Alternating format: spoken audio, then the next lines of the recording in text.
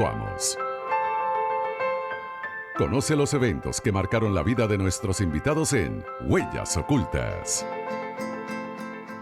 Bueno, hoy en nuestra sección Huellas Ocultas me acompaña Andrés Chumaceiro, director de operaciones de Santa Teresa. Hoy tengo el gusto de conocerlo un poco más, las huellas que están allí. Lo conozco por relaciones, digamos, laborales y personales, porque creo que en Santa Teresa uno al final se convierte en parte de la familia, pero bueno, qué bueno es cuando uno tiene la oportunidad de profundizar un poco más en la vida de la gente. ¿Cómo estás, Andrés? Buenos días, bienvenido. Gracias, Shirley, muy contento de estar aquí, honrado. No, por favor, un gusto. No me siento a la altura ni tuya ni de tus oyentes, pero no. bueno, haremos lo que se puede. Estás con lo a la que se altura, tiene. créeme. Yo cuando, te conocí y he venido conociéndote a lo largo del tiempo, yo siempre digo, oye, esta persona tiene algo especial y me gusta traer a la gente aquí para que comunique parte de lo que, son los valores que lo acompañan en su vida y que está expresado en las huellas.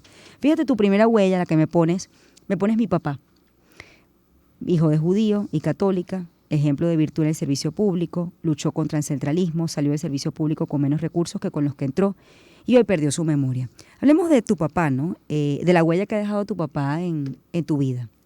Desde que nací, él ya estaba en el servicio público. Uh-huh. Cuando yo nací, ya él era presidente de Corpo Zulia, y allí descubrieron el yacimiento de carbón del Zulia, construyeron el puente sobre el río Limón, promovió el desarrollo de la región zuliana y siempre insistía que la mayor riqueza del Zulia son los zulianos.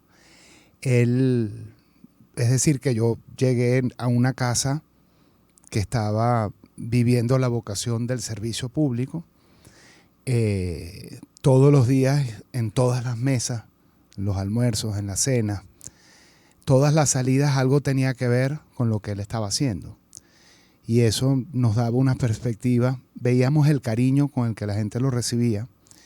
Lo veíamos, a pesar de ser un hombre afortunado por todo el trabajo que hizo mi abuelo inmigrante, veíamos que él, en lugar de servir a los afortunados, servía a los desprovistos. Y hoy en día me pasa que él es mi referente en las decisiones que a diario me tocan tomar.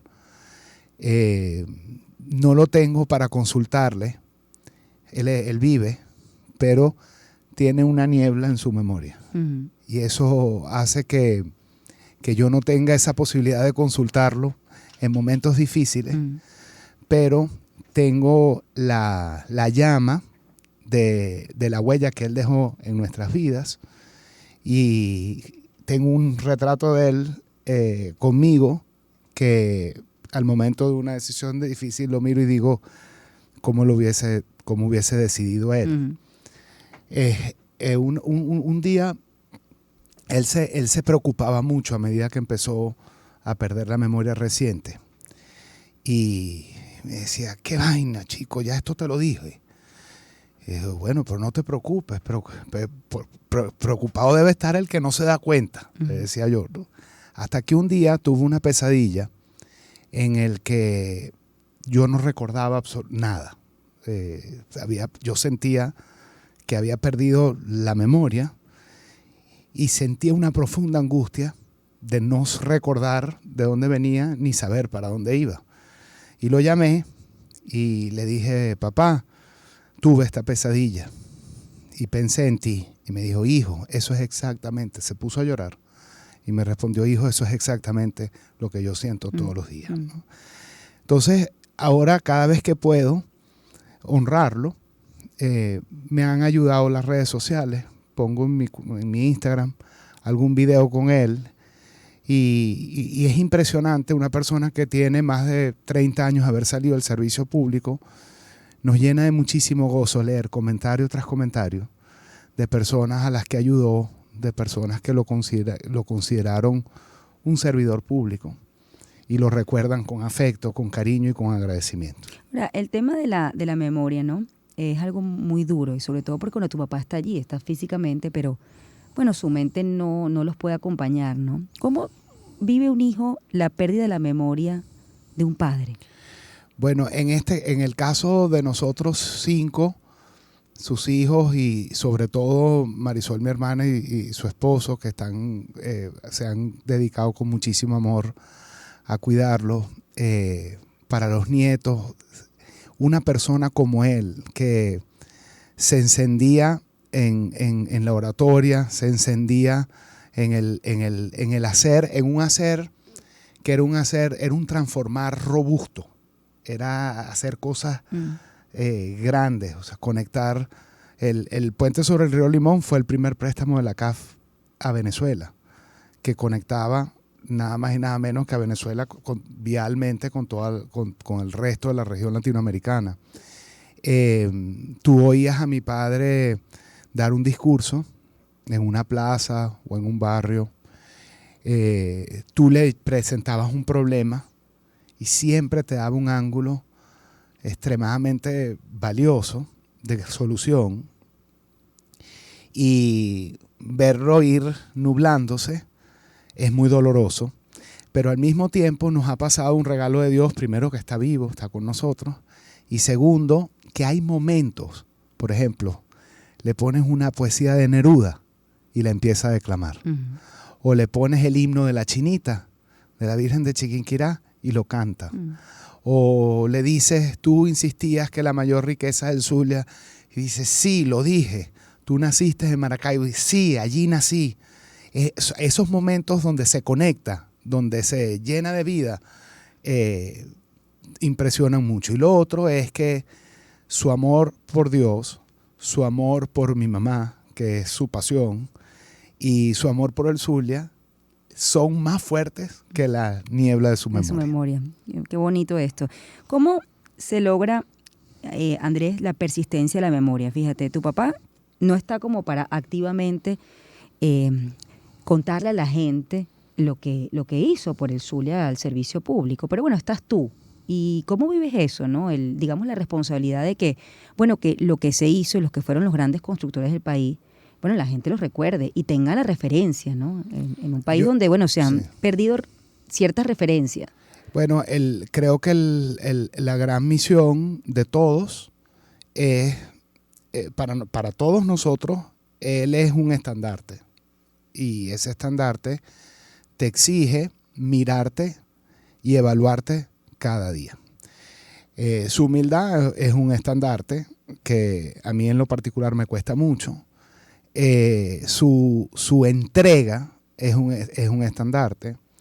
Su fidelidad, el amor por todo lo que representaron sus grandes causas es un estandarte.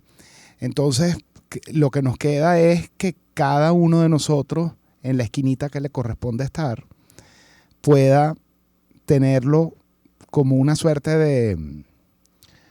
No es un espejo, porque yo no creo que nunca lo alcanzaré, pero como un vitral que le da color a la luz, y la luz de las decisiones que tienes que tomar y de la manera que tienes que vivir la vida y de cómo tienes que buscar sumar, multiplicar.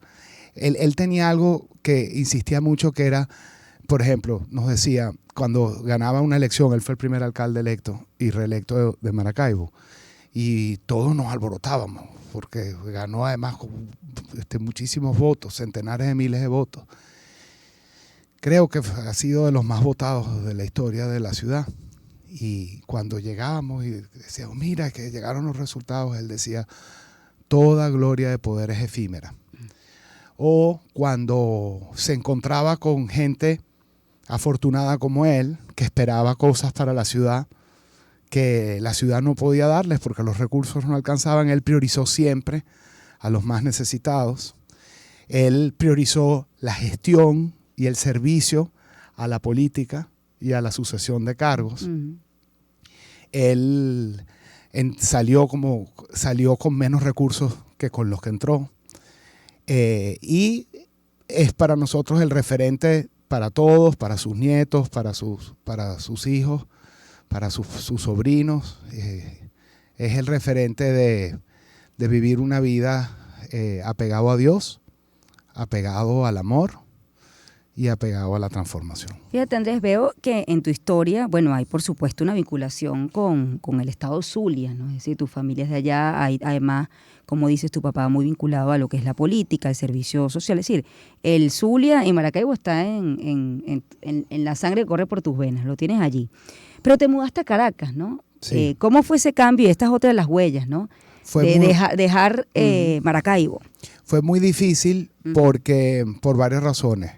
No hacía sentido que yo me fuese de Maracaibo porque cuando me vine, él estaba en la plenitud de todas sus capacidades. La familia estaba en la plenitud de todas sus capacidades. El negocio familiar que fundó mi abuelo estaba en la plenitud. Era como un contrasentido que yo me fuese de todas esas seguridades. Y me vine porque sentía la obligación de crear mi propio camino y de hacerme de mis propios medios. Y no quería estudiar allá porque no quería estudiar bajo la influencia de ser el hijo de. Y aquí tenía la posibilidad de ser uno más. Y llegué a la Católica y bueno, fue un proceso de adaptación para mí muy fuerte. Cambiar Maracaibo por Caracas, el hogar por estar solo. Y Caracas me empezó a dar regalos muy rápido. El primero fue mi universidad, la tuya, la Católica. Así es. Y el primer día de clase me regaló al amor de mi vida, a Vanessa. Yo venía caminando por los jardines de la Católica, tú sabes, esas pasarelas transversales que cruzan los jardines de la universidad, y vi que estaba el padre Francisco Arruza, muy amigo de mi familia y una persona muy importante en mi vida, y yo fui a caminar hacia donde él estaba. Y en la dirección opuesta venía caminando una mujer bellísima que tenía puesta una camisa, una franela amarilla y era como una luz amarilla que me impresionó. Y él me la presentó. Yo no sabía que él también era muy amigo de la familia de ella. Y me preguntó, ¿en qué sesión está usted? Le dije, padre, en la C. ¿Y usted? Ella también estudió Derecho. Y ella le responde, en la C. Yo ahora estoy convencido que es que él nos puso en la misma sección. Y entonces nos dijo, váyanse juntos. Y ya tenemos tenemos 23 años de casados, 5 años de novios. ¿Se te olvidó entonces Maracaibo rapidito? Bueno, no fue que se me olvidó, lo que pasa es que Vanessa te ocupa todos los pulgadas de tu corazón. Y sí, al menos no te sentiste tan solo. No, ella me llenó de su luz amarilla, de su fuerza, de su determinación, de su virtud. Hoy en día la identifico como mi columna de hierro, como mi leona de Dios, porque después de estudiar Derecho, después de tener un posgrado en Derecho Administrativo, empezó a estudiar Teología y hoy en día enseña su religión en colegios aquí en Caracas. Y bueno, es mi leona de Dios. Es una mujer que es cálida y cercana con los humildes, arrogante con los soberbios y indiferente con los pusilánimes.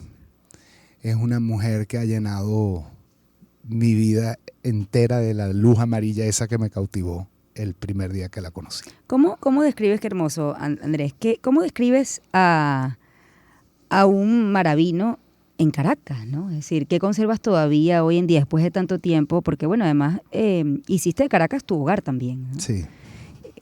Después de tanto tiempo, ¿cómo crees tú que un maravino se ha adaptado en tu caso a un caraqueño? ¿Qué tanta distancia tenemos? ¿En qué nos parecemos? ¿Y qué has adaptado tú de caraqueño y qué sigues todavía conservando del maravino? Bueno, yo tengo una pelea con Caracas. Tú sabes que los maracuchos peleamos mucho con Caracas. Ajá. Una de las peleas que tengo es la comida, porque yo no puedo entender, cada vez que yo en mi casa hago una arepa tumbarrancho, los caraqueños la miran así como con distancia. A mí me parece que la comida de calle de Maracaibo debería ser reconocida y le deberían dar premios Michelin a varios de los puestos que hay en distintas calles de Maracaibo donde se come muy bien. Para los caraqueños les parece muy grasoso, pero a mí no me parece. El caraqueño, bueno, el maracucho es acogedor, es dicharachero, es muy alegre, tiene un sentido del humor y una picardía que lo logra enfrentar. La verdad es que a mí en Caracas me han recibido como maracucho. Yo me valgo de mi zulianidad o para mandarlos largos cuando me han hecho cosas que no me han gustado o para expresar opiniones que de repente serían incómodas de opinar. Y hay gente que me busca la lengua con eso y la encuentra. Pero bueno, Caracas me recibió, Caracas me dio a mi esposa, me dio a mis 2 hijos, Andrés y Alesia. Aunque tengo que decirte que Andrés fue made in Maracaibo, pero nació en Caracas. Y Alesia sí fue made y nacida en Caracas. Bueno, tú sabes que mi hija Naomi también fue hecha en Maracaibo. No puede claro ser. que sí. Así es. Yo tengo, está ahí. Qué maravilla. Fue mi primera visita a Maracaibo. No puede Yo ser. siempre le digo, Maracaibo yo le digo, te dio ese Naomi, ella me regalo. preguntó el otro día, mamá, ¿dónde es mi semilla? Le digo, tu semilla es de Maracaibo, rosada. Ahí quedó la conversación todavía. Para que sepas, ¿no? Que tienes por allí alguien que fue hecho igual que tu hijo en Maracaibo. Oye, hablemos de, esto es interesante, Andrés. Mi papá, hijo de judío y católica, ¿no? Y veo que tu esposa estudia teología, ¿no? ¿Cómo fue ese hogar, ¿no? De 2 culturas. Un hogar donde Dios era el centro, en donde mi papá decía que la única diferencia que existía entre él y su padre, que murió hebreo, era que mi abuelo esperaba la venida del Mesías y mi padre su regreso. Crecí en una familia que aprendió lo que es la tolerancia y el respeto al credo del otro, a que nadie es dueño de la verdad, a que nadie puede justificar en nombre de una religión dañar, doler, hacer sufrir al otro, porque Dios es amor y misericordia. Dios no es muerte, no es secuestro, no es asesinato. Dios es amor. Ese respeto nos ha hecho tener como una perspectiva en tratar de encontrar a Dios en los ojos de quienes nos rodean, tratar de abrir nuestros corazones lo más posible para aprender de los demás. Y creo que esos ingredientes de padre, de madre, de hogar, de abuelos, esa combinación, imagínate lo que pudo significar un matrimonio mixto entre un hebreo y una católica hace 94 años. Si hoy en día es difícil, por aquello que dicen que el pez no puede volar y el ave no puede nadar. Bueno, yo vengo de un hogar, yo vengo de una familia entre un ave y un pez. Entonces creo que esa vivencia ha surcado nuestros corazones y nos ha dado ingredientes para poder entender y apreciar y agradecer las travesías que la vida nos ha dado en el campo personal y profesional. Que, bueno, mi vida profesional ha sido una travesía. Yo soy abogado, egresado, como tú sabes, de la Católica, y litigaba. O sea, era un abogado litigante, iba a los tribunales a la esquina de Pajaritos. Ahí viene la cuarta huella, ¿no? De la esquina de Pajaritos a la Ciencia Terrestre. Tengo que hacer una pausa, te dejo allí porque fíjate, hemos hablado de Maracaibo, hemos hablado de Caracas, bueno, pero también tenemos que hablar del consejo, ¿no? Creo que ahí hay una ruta también que te ha llevado el camino de tu profesión, de los cargos que has tenido que desempeñar, bueno, recorrer de alguna manera y conocer lo que es el venezolano, todo lo que es la idiosincrasia en toda su pluralidad, ¿no? Que hay. Porque, bueno, heterogéneos somos. Vamos a hacer una pausa, ya volvemos. Sonidos que te llenan de alegría. En todo el país. Circuito Onda. Onda 107.9 en Caracas. Onda 104.5 en Barquisimeto. Onda 91.5 en Puerto La Cruz. Onda 107.3 en Maracaibo. Onda 103.5 en Ciudad Bolívar. Turismo 105.5 en Vargas. Onda 90.3 en Acarigua. Sonidos con identidad al alcance de tus oídos. Supernova 103.9 en Guarenas. Onda 96.3 en Maturín. Onda 105.3 en Mérida. Onda 100.9 en Valencia. Onda 105.1 en Margarita. El entretenimiento al ritmo del mundo. Así somos. Circuito Onda. La superestación.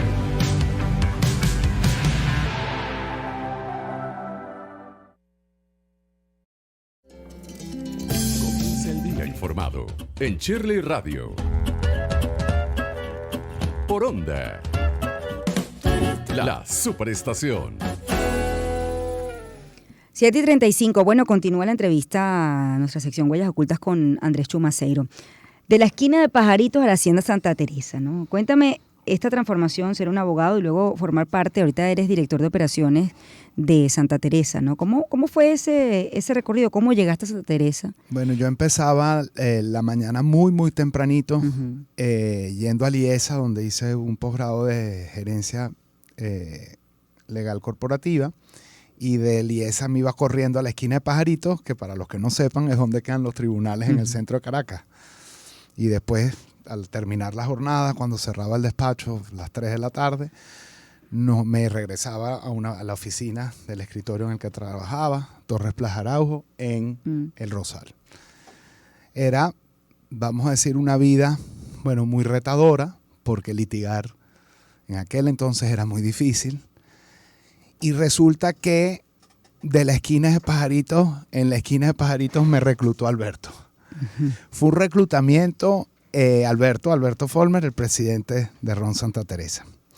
Digo que me reclutó en Santa Teresa, y en Alcatraz usamos mucho la frase del reclutamiento, ¿no? En este caso era un individuo, no era un grupo, no era un grupo como los que reclutamos en Alcatraz, pero sí a un individuo. Un reclutamiento que tardó 7 meses, lo denuncio aquí públicamente. 7 meses, 9 entrevistas. Recuerdo que la última entrevista me la hicieron el 22 de diciembre, o sea, todo el proceso empezó en agosto y terminó en diciembre de ese mismo año. Y ya yo estaba tan cansado, que yo le decía a mi papá, pero ¿cómo es esto que 7? Me llamaron a la 7ª entrevista. Y resulta que, bueno, me terminaron seleccionando. Después, más adelante, eso es una cosa que tenemos que discutir en otro momento, porque después Alberto dice que yo no era el candidato de él. Ahí hay todo un debate. ¿Ah, sí? Sí, ahí hay todo un debate que yo creo que es ¿Y bueno le preguntaste que tú le de quién era el preguntes. candidato? No, él tenía otros candidatos. Otros candidatos. Supuestamente tenía otros candidatos, pero bueno, me terminó escogiendo a mí, y ya tenemos 17 años yo aprendiendo de él. Él, la verdad que si te soy muy sincero, Alberto me rescató. ¿Te rescató de qué? Me rescató de una vida encapsulada en el hacer para proveer, pero era un hacer, yo sentía que no entendía el país, o sea, el país se me hacía incomprensible. Y él, bueno, me dio la oficina más bella del mundo, la Hacienda Santa Teresa.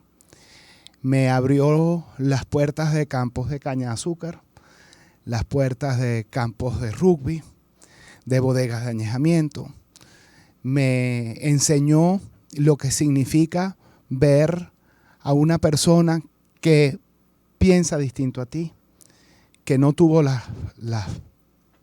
bendiciones que tuviste tú, que no vive como vives tú. Me enseñó a verlo además con una mirada horizontal, no vertical, no como que por el hecho de que uno estudió, que uno conoció el mundo o habló idioma, uno tiene derecho a venir y tratar de imponerle la solución de lo que uno cree que es un problema que uno no padece, que no es uno el que lo vive. Él me enseñó a mirar al otro, a los ojos, a aprender a ponerme en sus zapatos. Él me ayudó a entender el país.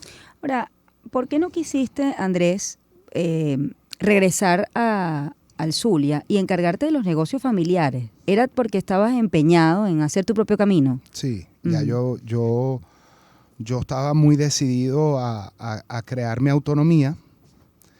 ¿Y la familia cómo lo recibió? Mi papá fue siempre muy respetuoso de mis decisiones. Ellos me acompañaron en todas. Yo no hubiese podido venirme si no hubiese sido por el apoyo de ellos. Mi papá en momentos de lucidez me decía, hijo, has alcanzado cosas muy grandes. Y yo le decía, ¿cómo me vas a decir eso tú, que eres un gigante? Y la verdad es que el proceso de lo que ha sido aprender de Alberto, aprender de los maestros roneros, Nancy, Néstor, aprender de todos los alcatraces, aprender de toda esa familia de Santa Teresa, ese equipo humano que han logrado reclutar a Alberto, Iker y todo su equipo de recursos humanos. Una gente que la marca le palpita en el corazón y que siente a Santa Teresa como suya y que cada vez que enfrentamos una adversidad, por más difícil que ella sea, tú entras a la sala donde está toda esa gente buscándole la solución al problema y le ves la pasión, la determinación, la entrega, los ves hacer a veces sin tener todos los recursos que se requieren para poder acometer una tarea, y los ves como entrega tras entrega, torneo de rugby tras torneo de rugby, los ves reclutando bandas, entrando a centros penitenciarios a enseñar el perdón y el rugby como herramientas de reinserción, los ves produciendo desde el Consejo de Estado de Aragua y la Hacienda Santa Teresa los líquidos más premiados del mundo, los ves recorrer los aeropuertos del mundo. Hoy en día, cuando pasamos por el aeropuerto de Maiquetía y vamos acompañados de los alcatraces que le van a presentar a las audiencias internacionales lo que significa la historia de inspiración y de transformación que hay detrás de cada una de las cosas que se fabrican en la Hacienda Santa Teresa, y que tú eres el acompañante de ellos, ellos son los voceros, y uno lo que hace es abrirles el pie y darles el pie, el cue, como dicen ustedes, para que ellos entreguen su testimonio, y que tú comiences a ver individuos que en el mundo, un mundo que cada vez enfrenta con más profundidad la adversidad, que cada vez abraza con más profundidad la desesperanza, y te encuentras estos gigantes, estos héroes que salieron de la oscuridad más cerrada, como decía mi papá, una mina de carbón oscura, absolutamente oscura. Así era el mundo de la violencia y de la delincuencia en donde ellos vivían. Y que se hayan convertido en un diamante, en una mina de carbón, que le prendes una luz, y proyecta y destella y toca absolutamente cada corazón de los que tienen la oportunidad de enfrentarse a ellos. Eso es algo que para mí es muy grande, y le doy las gracias a Alberto, a los alcatraces y a los maestros de lo que hacemos. El proyecto Alcatraz ha reclutado 11 bandas, ¿no? Y acá tienes una huella que es la muerte de Darwin, un Alcatraz, que era como tu hermano. Pero antes de llegar a esto, quiero que hablemos del perdón. Yo estoy segura que tú en Santa Teresa, has aprendido a tomar algunas decisiones operativas y gerenciales. Has aprendido también en lo que es el proceso de producción de la marca. Pero hay algo, digamos, en tu vida que me parece un poco dilemático, ¿no es? Tú eres un abogado. La justicia, la ley y el perdón pueden ir de la mano. ¿Qué has aprendido tú en Santa Teresa?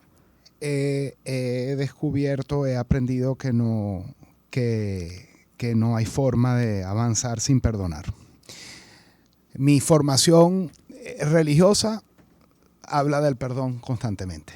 Yo descubrí en Santa Teresa que yo nunca había tenido que perdonar. Sí, he tenido una vida bendecida y no he tenido ni desgracias ni que enfrentar cosas horrendas como la que ha tenido que enfrentar tanta gente.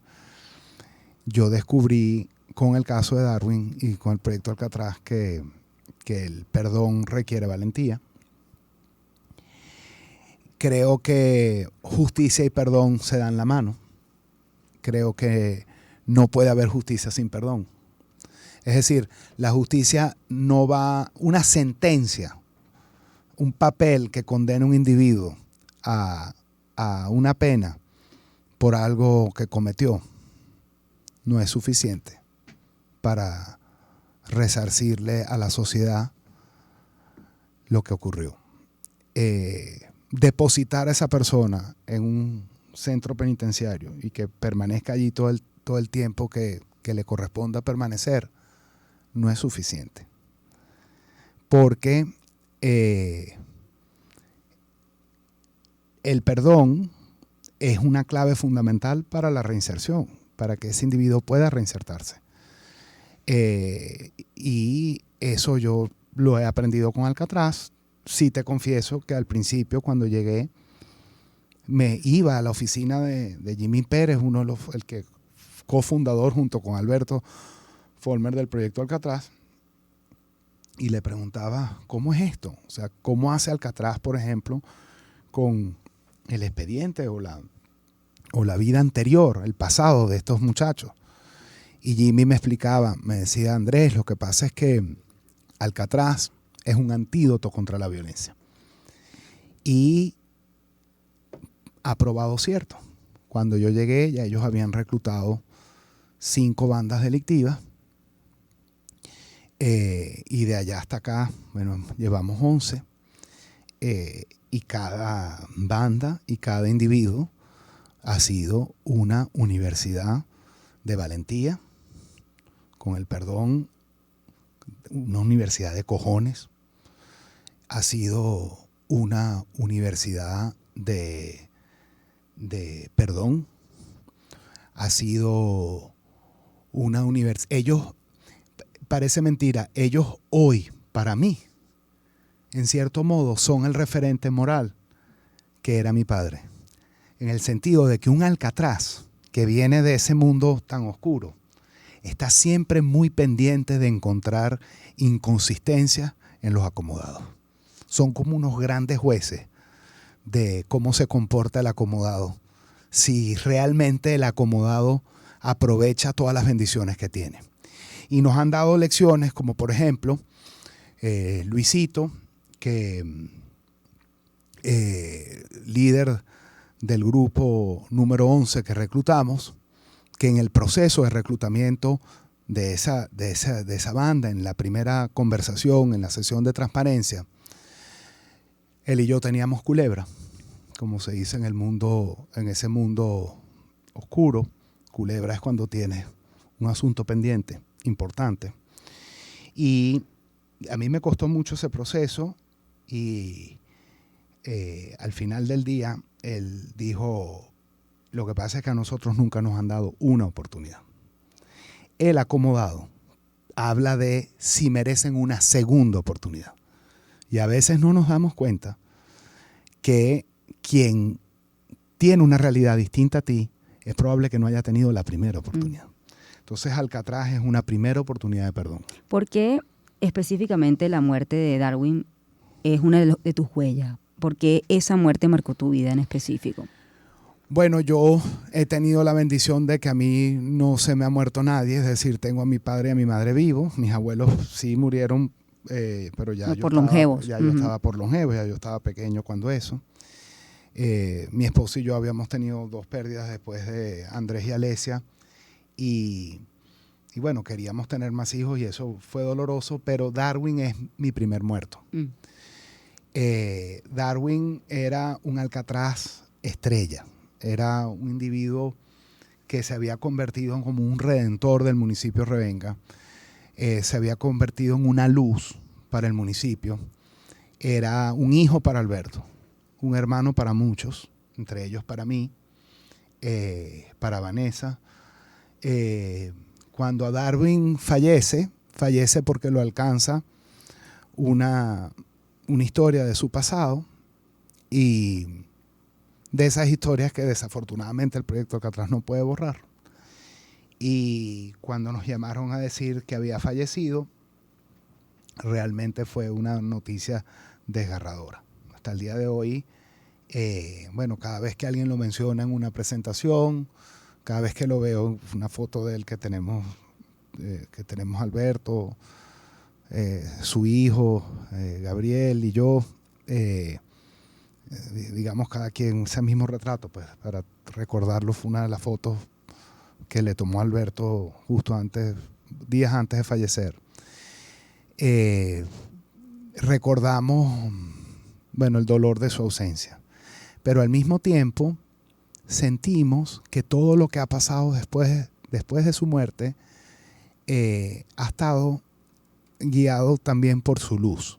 Es decir, el que nosotros hayamos reclutado, el que el proyecto Alcatraz haya reclutado al Grupo 11 y que el Grupo 11 hoy esté convertido en un ejemplo de virtud. Luisito y todos los demás son parte de una distribuidora de productos en el centro del país, que con mucho éxito.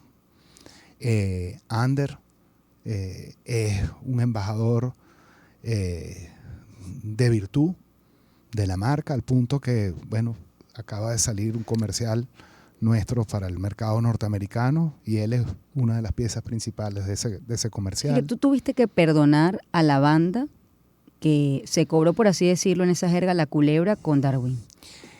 Yo aprendí lo que es el perdón gracias al Grupo 11. Yo sentía rabia, sentía dolor, era como una entidad que me iba desde la garganta hasta los intestinos. No podía ni verlos a los ojos porque el dolor era muy grande. Pero cuando ellos tuvieron la valentía de decir que ellos no iban a desaprovechar esa primera oportunidad que la vida les daba, justo en ese momento, después de más de 12 horas que estábamos juntos en esa jornada tan compleja que es el inicio del reclutamiento y del proceso de cuatro fases y casi 2 años que implica la metodología del proyecto Alcatraz. Cuando Luisito dijo, nosotros no vamos a dejar pasar esta oportunidad, ahí fue la primera vez que yo lo miré a los ojos y le dije, si tú estás dispuesto a no dejar pasar esta oportunidad, yo estoy dispuesto a perdonar. Y en ese momento se me disolvió la entidad. Y ese día fue que aprendí lo que significa el perdón. Y creo, Shirley, que te digo con cierta vergüenza, que yo antes no sabía qué era perdonar. Lo aprendí ese día. Andrés, yo tengo que despedirte, pero te agradezco mucho esta maravillosa entrevista que nos has dado a los oyentes de Circuito Onda. Hemos conocido tus huellas, de lo que estás hecho. Y bueno, es lo que proyectas también. Así que te agradezco mucho este privilegio que tuvieron los oyentes, así como yo y todo el equipo de Santa Teresa tenemos el privilegio de estar contigo, conocerte, bueno, que tú hayas compartido estas huellas que te acompañan. Así que nos vemos en el camino. Gracias. 7:52, Andrés Chumacero fue mi invitado esta mañana, parte de lo que es la Hacienda Santa Teresa, Ron Santa Teresa y la Fundación Santa Teresa. Es el director de operaciones hoy en día, pero bueno, va mucho más allá de eso, ¿no? Yo creo que la gran operación de Andrés es precisamente esto, la reinserción junto con todo el equipo, ¿no? Es más allá del líquido que hacen, es lo que realmente contiene ese líquido, no en términos, digamos, de sabor o negocio, ¿no? Sino la transformación y la reinserción de muchos que nunca han tenido quizás la oportunidad. 7:53, vamos a hacer una pausa, ya volvemos. Escuchas sonidos que te llenan de alegría.